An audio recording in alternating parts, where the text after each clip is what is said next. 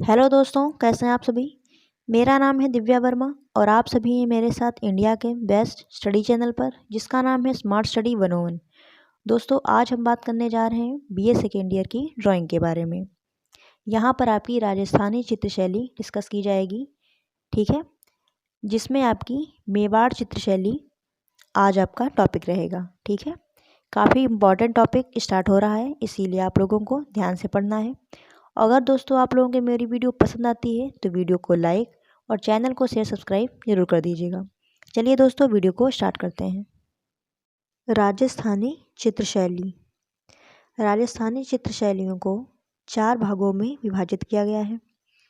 पहली है आपकी मेवाड़ी शैली, दूसरी है मारवाड़ी शैली, तीसरी है हड़ौती शैली और चौथी है ढूंढाड़ी शैली, ठीक है।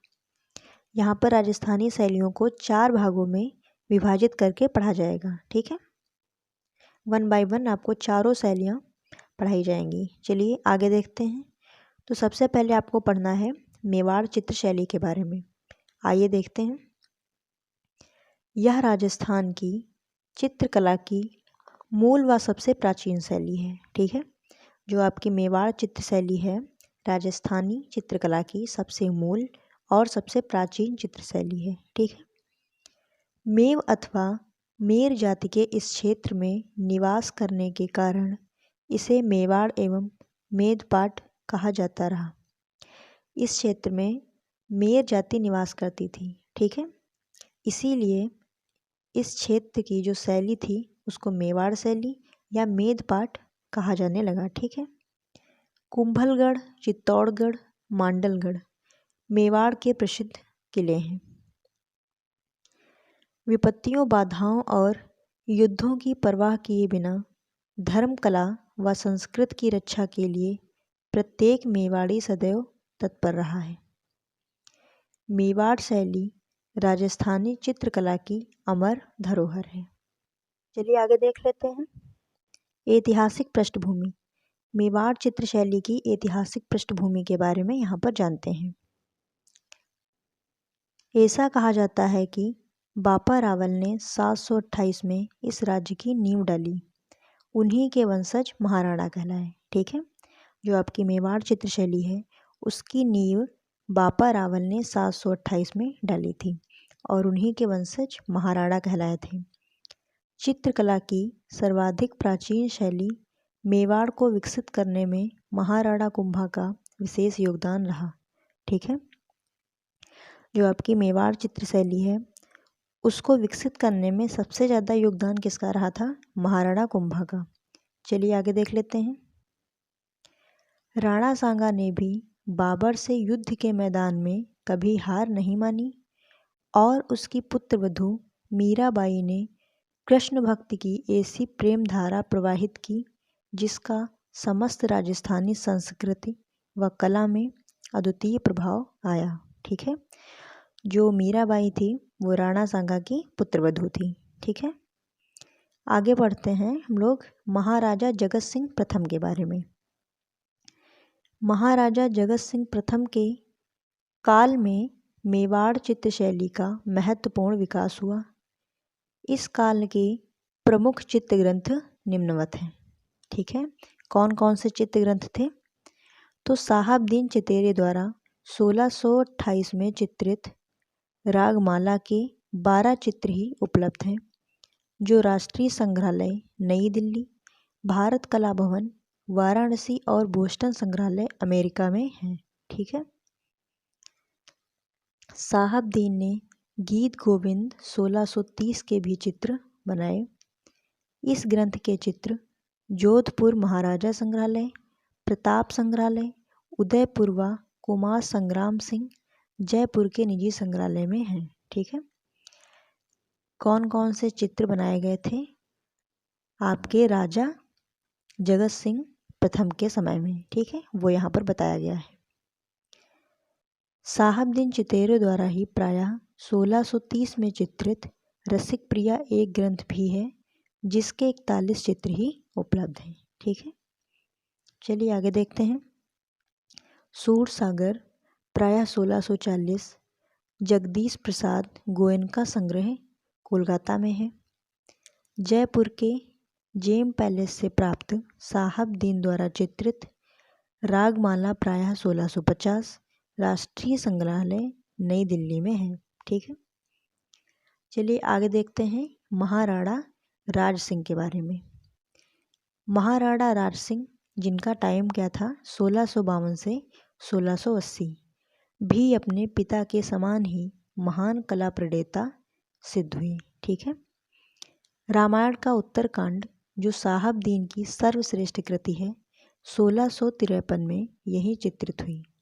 जो रामायण का उत्तरकांड है इसका चित्रण किसने किया था? साहबदीन चितेरे द्वारा रामायण के उत्तरकांड का चित्रण हुआ था। ठीक है, और कब हुआ था? महाराणा राज सिंह के समय में ही। इस चितेरे का भ्रमर गीत 1959 का है जो प्रताप संग्रहालय व राष्ट्रीय संग्रहालय में है। ठीक है, चलिए आगे देखते हैं। महाभारत भी राज सिंह के शासनकाल में चित्रित हुई। ठीक है, इसी काल में गीत गोविंद 1655 से 1660 चित्रित हुआ जो अब कुंवर संग्राम सिंह संग्रह जयपुर में है। यहीं मेवाड़ की एक नई उपशैली नाथ द्वार का विकास हुआ। ठीक है, चलिए आगे देखते हैं। अब पढ़ते हैं महाराणा जयसिंह के बारे में। महाराणा जयसिंह 1680 से 1698 के काल में रामायण, महाभारत व भागवत के हजारों चित्र बने। गोवर्धन का चित्र विशेष प्रसिद्धि का है जो 1680 का भारत कला भवन वाराणसी में संग्रहित है। ठीक है, जो गोवर्धन धारण चित्र है वह सबसे प्रसिद्ध चित्र माना गया है। ठीक है, जिसका चित्रण कब हुआ था? महाराणा जयसिंह के दरबार में। ठीक है, उन्हीं के समय में गोवर्धन धारण चित्र का चित्रण किया गया था जो है कहाँ? जो इस टाइम भारत कला भवन वाराणसी में संग्रहित है। चलिए आगे देखते हैं। गीत गोविंद का तीसरा भाग इन्हीं के समय में चित्रित हुआ। ठीक है, महाराणा जय सिंह के ही समय में गीत गोविंद का चित्रण हुआ था, गीत गोविंद के तीसरे भाग का। ठीक है, चलिए आगे देखते हैं। महाराणा संग्राम सिंह। महाराणा संग्राम सिंह के शासनकाल 1710 से 1734 में गीत गोविंद के शेष चित्रों का कार्य पूरा हुआ। इस समय में जगन्नाथ चितेरा अपनी प्रसिद्धि पर था। ठीक है, इनके समय में कौन सा चितेरा था?